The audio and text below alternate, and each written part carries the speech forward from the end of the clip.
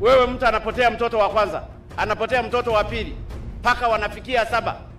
Wewe RPC, mbona watoto wako hawajapokea? Angepotea hata mke wako usingechangamka, au mume wako. Ni lazima watu tuchukue hatua. Haiwezekani mpaka tunaleta polisi kwa ajili ya operation kutoka Dar es Salaam kuja kusimamia hapa, wakati hata hapo nao polisi wa kufanya operation. Halafu ati kwa sababu na manyota wewe ni polisi OCD RPC. Haiwezekani. OCD wa hapa yeye bado yupo,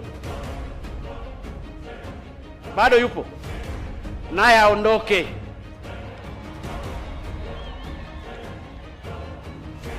Najua yuko hapa ananilinda, naye leo sio OCD hapa. Ni lazima watu tufike mahali tuwe tunawajibika katika maeneo yetu.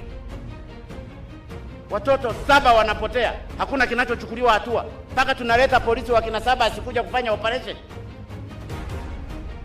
Upo na nyota zako, kuchukua hatua, lazima uwajibike kwa matendo hayo. Wakina mama waliopotelewa watoto na familia wameumia. Mkoa wa Njombe umepata doa kubwa. Siku nyingine yakitokea ya namna hiyo, mkuu wa mkoa unaondoka, DC unaondoka, DAS unaondoka, katibu tarafu unaondoka, mpaka mwenyekiti wa kijiji.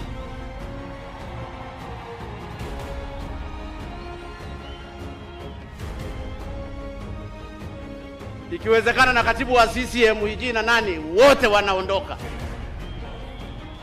Ili kusudi tufike mahali tuwe tunachukua hatua haraka. Lakini